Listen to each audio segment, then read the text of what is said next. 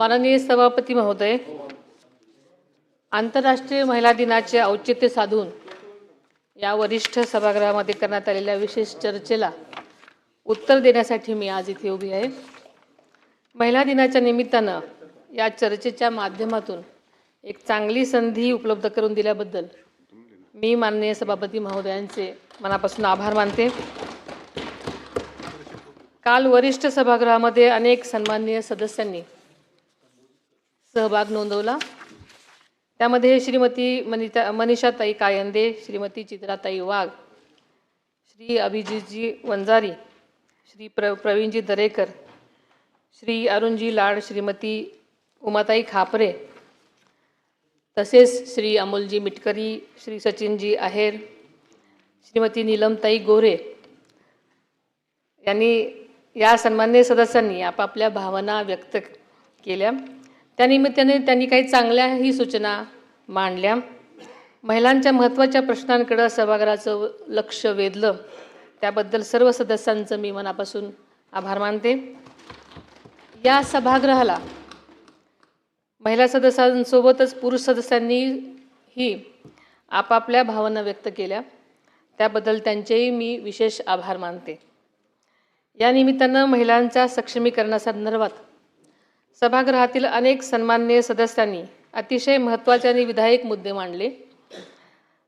त्यामुळे शासन या सर्व सूचनांचा सकारात्मक विचार करेल असं मी सभागृहाला सुरुवातीलाच आश्वस्त करते। सभापती महोदय, 8 मार्च हा दिवस जगभरात आंतरराष्ट्रीय महिला दिन म्हणून साजरा करण्यात आला। नारी शक्तीचा गौरव करणारा हा दिवस महाराष्ट्रासाठी विशेष प्रेरणादायी आहे। महाराष्ट्राची ही भूमी स्वराज्य जननी जिजाऊ माँसाहेब, क्रांतिज्योती सावित्रीबाई फुले, पुण्यश्लोक अहिल्यादेवी होळकर, महाराणी ताराबाई यांच्यासारख्या महान स्त्रियांच्या कार्याने पावन झालेली आहे आणि त्यांचीच प्रेरणा घेऊन आपण सर्वजण काम करत आहोत। आंतरराष्ट्रीय महिला दिनाचे औचित्य साधून मी अत्यंत महत्त्वाची शासनाची आज घोषणा आपल्यासमोर करते आहे। महिला दिनाच्या पार्श्वभूमीवर मुंबई महानगर क्षेत्रातील शासकीय महिला कर्मचाऱ्यांसाठी शासनाने एक महत्त्वपूर्ण निर्णय घेतलेला आहे। कम अर्ली गो अर्ली या संकल्पनेअंतर्गत मुंबई महानगर क्षेत्रातील महिला कर्मचाऱ्यांना सकाळी 9:15 ते 9:45 या दरम्यान कार्यालयात लवकर घेऊन जितकी मिनिटे आधी कामकाज करतील तितकीच मिनिटे संध्याकाळी कार्यालयातून लवकर निघण्याची म्हणजेच 30 मिनिटांची सवलत देण्यात येईल। या निर्णयामुळे गर्दीच्या वेळेत होणारी महिलांची गैरसोय नक्कीच कमी होण्यास मदत मिळणार आहे। माननीय सभापतीजी, काल सभागृहात झालेल्या चर्चेदरम्यान सन्माननीय सदस्य मनीषाताई कायंदे यांनी मांडलेले मुद्दे अत्यंत महत्त्वाचे आहेत। त्यात प्रामुख्याने फेस रिकग्निशन तंत्रज्ञानाचा वापराबाबत व मिसिंग महिला व मुलांचा शोध घेण्याबाबत मुद्दा उपस्थित केला गेला। सभापती महोदय, या अनुषंगानं मी सभागृहाला सांगू इच्छिते की हरवलेले मुलं मुली यांचा शोध घेण्याकरता एकूण 14 ऑपरेशन मुस्कान राबवण्यात आलेली असून त्या अंतर्गत 42,594 बालके शोधलेली आहेत। तसेच हरवलेल्या महिलांकरता राज्यात सर्व जिल्ह्यांमध्ये मिसिंग सेल कार्यरत आहेत। या अंतर्गत ऑपरेशन शोध 1 व 2 अशा विशेष मोहिमा राबवण्यात येऊन यामध्ये एकूण हरवलेल्या 5,066 महिला आणि 2,771 बालकांचा शोध घेण्यात आलेला आहे आणि इथून पुढेही आम्ही या मोहिमा प्रभावीपणे चालू याची शाश्वती आपल्याला देते। आणि सभापती महोदय, त्याचप्रमाणे छत्रपती शिवाजी महाराज टर्मिनस, चर्चगेट आणि बोरिवली स्टेशन या ठिकाणी रेल्वेमार्फत सायबर क्राईम रोखण्यासाठी ही यंत्रणा उभा केलेली आहे। त्याचप्रमाणे महिलांच्या प्रश्नाबाबत राज्य शासनाने 51 भरोसा सेल कार्यान्वित केले असून त्यामार्फत त्यांच्या समस्यांचे निराकरण केले जात आहे। सभापती महोदय, राज्य परिवहन महामंडळामार्फत बस स्थानकांवर CCTV प्रणालीही कार्यान्वित करण्यात आली असून त्याद्वारे पोलीस विभागास CCTV फुटेज उपलब्ध होणार आहे आधुनिक तंत्रज्ञानाचा प्रभावी वापर करून गुन्हेगारावर कारवाई करण्यात येत आहे. तसेच सन्माननीय सदस्या श्रीमती चित्राताई वाघ यांनी महिलांविषयी समाजाच्या मानसिकतेत बदल होण्याची आवश्यकता अधोरेखित केलेली आहे. शासनाने लाडकी बहीण, नमो महिला सक्षमीकरण, लेक लाडकी, अन्नपूर्णा, लखपती दीदी यासारख्या योजनांद्वारे महिलांचे आर्थिक सक्षमीकरण करण्यासाठी प्रयत्न सुरू ठेवलेले आहेत. तसेच मॅट्रिमोनी वेबसाईटवरील फसवणूक रोखण्यासाठीही आवश्यक कायदेशीर उपाययोजना करण्याचा शासनाचा प्रयत्न आहे. महिला व बालविकास विभागाच्या आधिपत्याखालील क्षेत्रीय कार्यालयांच्या सुधारित आकृतीबंधास उच्चस्तरीय समितीने मान्यता दिलेली आहे. सदर सर्व रिक्त पदे मंत्रिमंडळाच्या मान्यतेनंतर भरण्यात येतील. अध्यक्ष महोदय, सन्माननीय सदस्य श्री अभिजितजी वंजारी यांनी महिलांसाठी ठोस कृती आराखडा तयार करण्याची गरज मांडली. हरवलेल्या मुलींचा शोध घेण्यासाठी विशेष मोहिमा राबविणे, अंगणवाडी सेविका व मदतनीस यांच्या मानधनीचा प्रश्न, तसेच अंगणवाडी केंद्रामधील पायाभूत सुविधा सुधारण्याबाबत शासन सकारात्मकपणे विचार करेल. लाडकी बहीण योजनेच्या अधिक प्रभावी अंमलबजावणीसाठीही शासन कटिबद्ध आहे.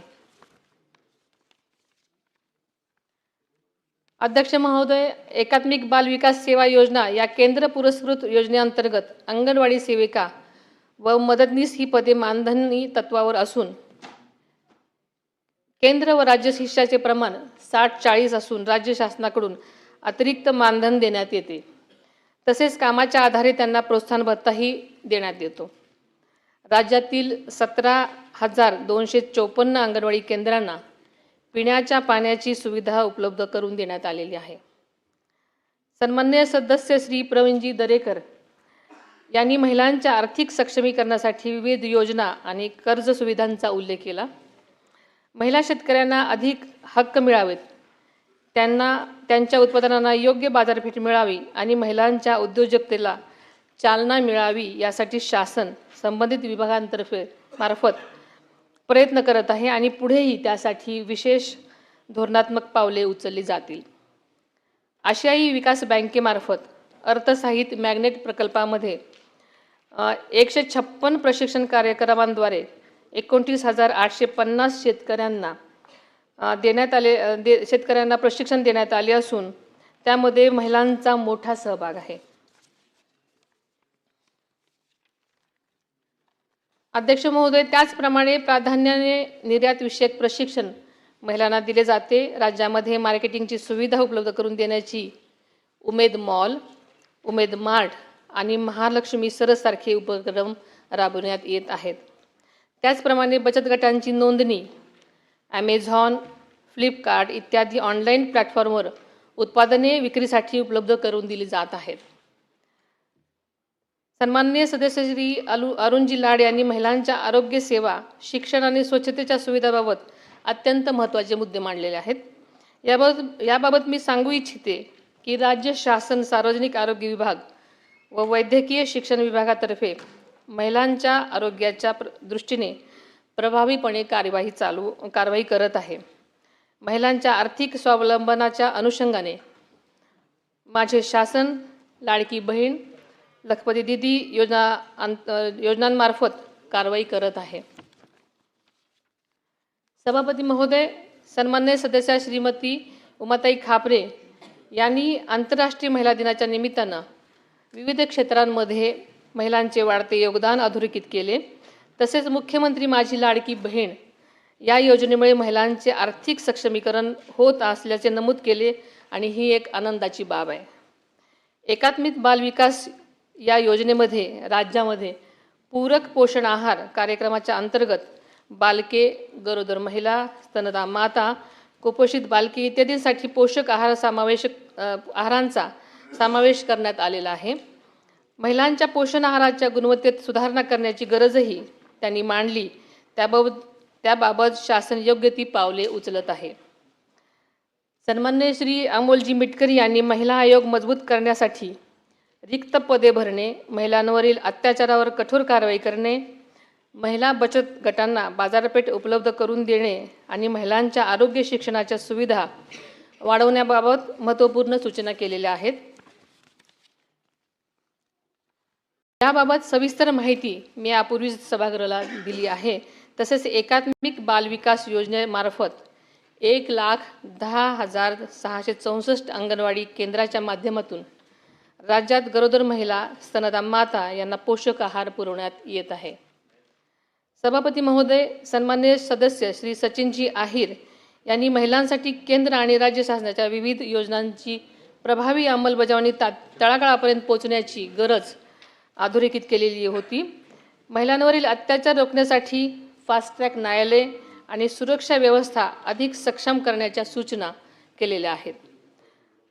महिलांवरील औद्योगिक क्षेत्रामध्ये महिलांचे वाढते योगदान, तसेच अंगणवाडी सेविका, घरेलू कामगार, कोळीवाड्यातील आणि फेरीवाल्या महिलांच्या प्रश्नाकडेही लक्ष वेधलेले आहे. याबाबत मी सभागृहाला सांगू इच्छिते की माझे शासन महिला, आर्थिक विकास महामंडळ, उमेद इत्यादींच्या माध्यमातून महिलांचे सक्षमीकरण करण्याची कारवाई करत आहे. तसेच घरेलू महिला कामगारांच्या बाबत शासन आग्रही आहे. आत्तापर्यंत जवळपास 5,000 महिलांना घरगुती भांड्यांचे संच वाटप करण्यात आलेले आहेत. आर्थिकदृष्ट्या दुर्बल महिलांना शासनाचा आधार मिळावा, तसेच मतिमंद मुलांच्या मातांना प्रशिक्षण देऊन सेविका म्हणून संधी देण्याची सूचनाही केलेली आहे. या सर्व सूचनांचा शासन गांभीर्यपूर्वक विचार करून आवश्यक त्या उपाययोजना नक्कीच करेल.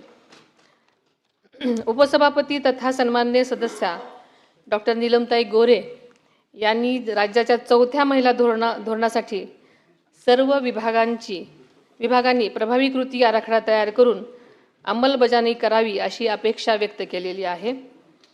एकल महिलांच्या समस्यांवर राज्य शासनाने सर्वेक्षण करून विशेष उपाययोजना कराव्यात अशी ही मागणी केलेली आहे.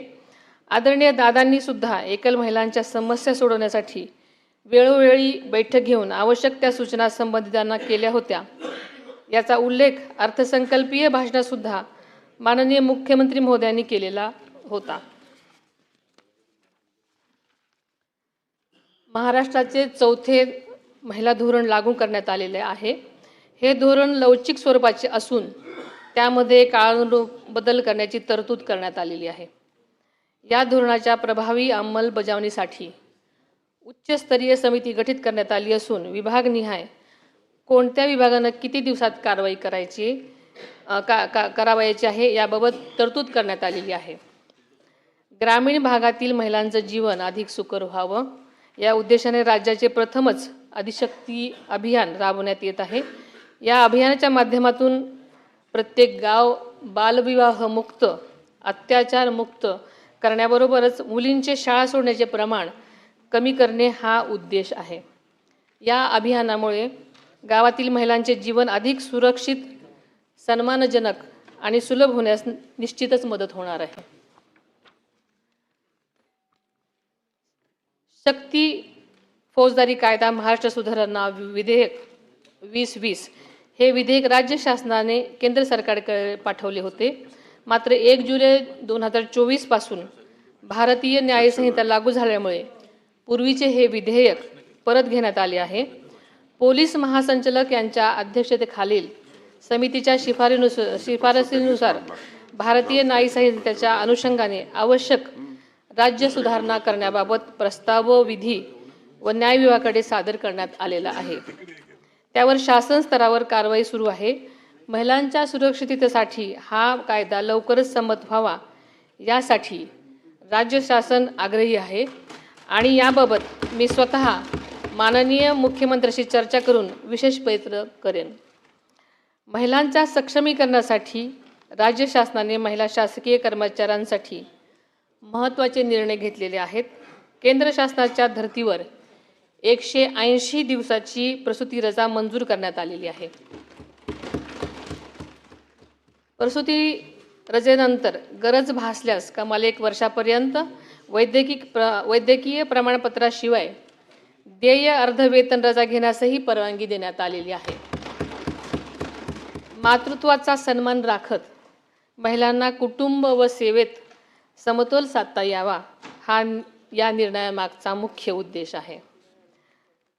सभापती महोदय, सभागृहातील सन्मान्य सदस्यांनी केलेल्या सर्व सूचनांचा शासन सकारात्मक विचार करून महिलांच्या सक्षमीकरणासाठी आवश्यक त्या उपाययोजना करेल.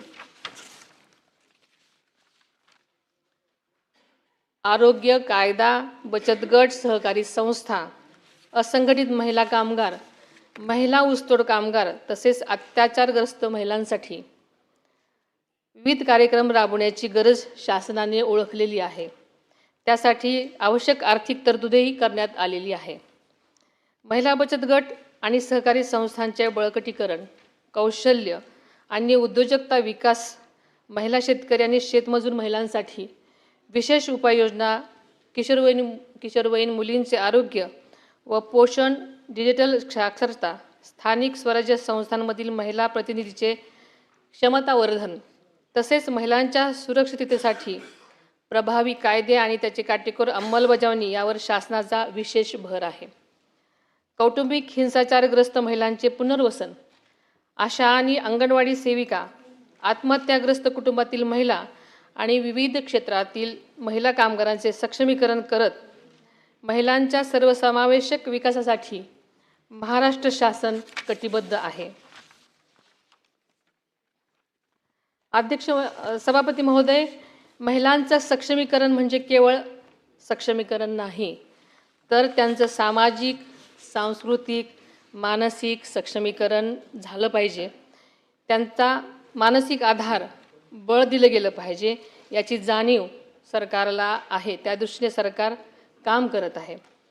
महाराष्ट्राचे पहिले मुख्यमंत्री स्वर्गीय यशवंतराव चव्हाण साहेबांनी अत्यंत समर्पक शब्दामध्ये म्हटलं आहे की जेव्हा स्त्रीमध्ये बदल होत जातो तेव्हा समाजातही बदल होणे अटळ आहे. समाज बदलाची प्रतिक्रिया ही स्त्रीच्या बदलात प्रतिबिंबित होत असते. त्यामुळे स्त्री ही समाज बदलाची इंडेक्स असते. आदरणीय चव्हाण साहेबांच्या विचारामध्ये समाज परिवर्तनाचं अत्यंत गहन तत्त्व दडलेलं आहे. यंदाचे वर्ष आंतरराष्ट्रीय महिला शेतकरी वर्ष म्हणून साजरं केलं जात आहे. शेती आणि ग्रामीण अर्थव्यवस्थेमध्ये महिलांचे योगदान पूर्वीपासूनच अत्यंत मोलाचं आणि महत्त्वाचं आहे. शेतीतील मेहनत, कुटुंबाची जबाबदारी आणि समाजातील भूमिका या तिन्ही स्तरावर महिला उत्कृष्टपूर्वक काम करत असतात. 4 दिवसापूर्वीच राज्याचा अर्थसंकल्प माननीय मुख्यमंत्री महोदयांनी विधानसभेमध्ये सादर केला. त्या अर्थसंकल्पामध्ये महिलांच्या सर्वांगीण विकासासाठी आणि सक्षमीकरणासाठी मोठ्या प्रमाणात तरतुदी करण्यात आल्या आहेत. त्याबद्दल मी मनापासून त्यांचे आभार मानते. राज्याचे दिवंगत उपमुख्यमंत्री आदरणीय अजितदादा पवार यांनी सुद्धा महिलांच्या उन्नतीसाठी सातत्यानं काम केलं होतं. संकल्प सादर करण्यासाठी त्यांची जोरदार तयारी सुरू होती.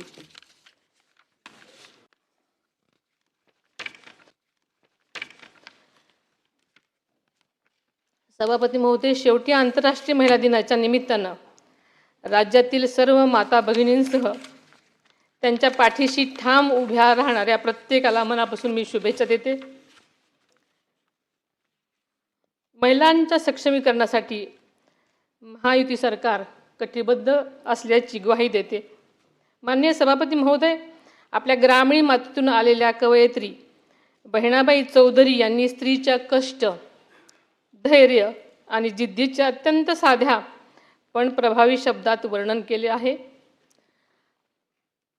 त्या म्हणतात, अरे संसार संसार जसा तवा चुल्यावर, आधी हाताला चटके तेव्हा मिळते भाकर. आपल्या सगळ्याला हे माहिती आहे, पण त्यांचा अर्थ खूप खोल आणि सखोल आहे. या ओळीमध्ये स्त्रीच्या सहनशीलतेची, कष्टाची, सृजनशक्तीची ताकद दडलेली आहे. आजची स्त्री अशा जिद्दीने संकटांना सामोरी जात स्वतःचा, कुटुंबाचा आणि समाजाचा विकास घडवत आहे. याच विचारातून महिलांना सन्मान, संधी आणि सुरक्षितता देणारा समाज घडवण्याचा आपला संकल्प अधिक दृढ करूयात असं आवाहन करते आणि आज थांबते. धन्यवाद. जय हिंद, जय महाराष्ट्र.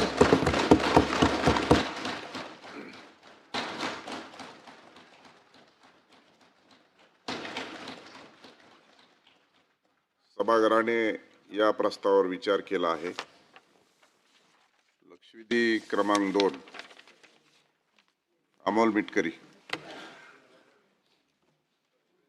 2